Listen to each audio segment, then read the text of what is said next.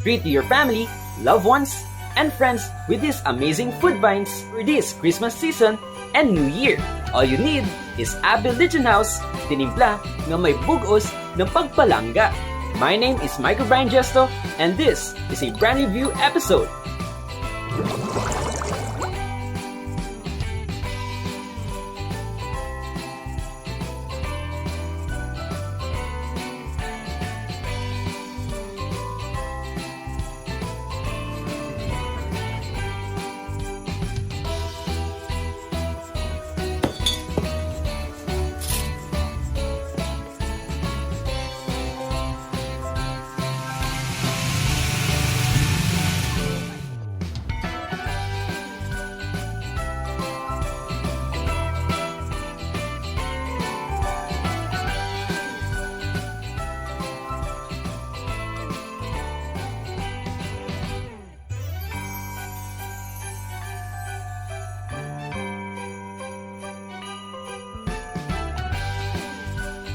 ABE Litson House. They're located at San Juan Street, Barangay San Antonio, Molo, Iloilo City. For their fullest of menus, delivery, and contact details, I'll provide description down below. And for this episode, this is a sponsored brand review and disclaimer lang mga nos, is my own opinion and my own standards when it comes to brand or taste test reviews. Like, comment, and subscribe to my YouTube channel, Drinking Nose, at para always kayo notified sa latest episodes ko, just click notification bell icon. And kapag may nakita kayong skip ads, ilang seconds or ilang minutes, huwag niyo pong skip, laking tulong na yun sa aking channel. These are Liempo for 210 pesos. This pork belly are marinated. These ingredients makes the dish tastier. Very distinct, it has a savory taste of its meats, sweetness, and other spices. Soft meat texture, one of their best sellers, most especially for this Christmas season.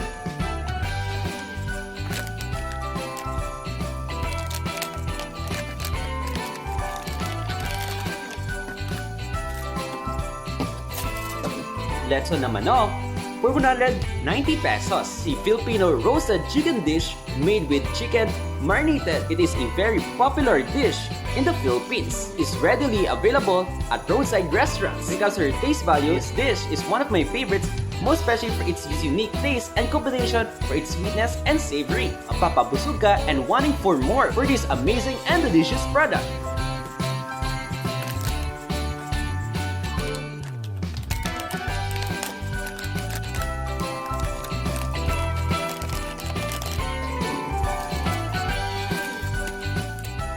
These are Pritong Manok for 180 pesos, also known as fried chicken. This dish is consisting of chicken pieces that have been coated with seasoned flour or butter, pan, dip, pressure, and air fried.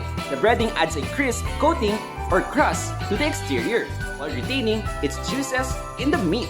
A perfect dish, most especially for those who love their chicken to be crispy, and also available for 30 pesos for their Pritong Manok per piece.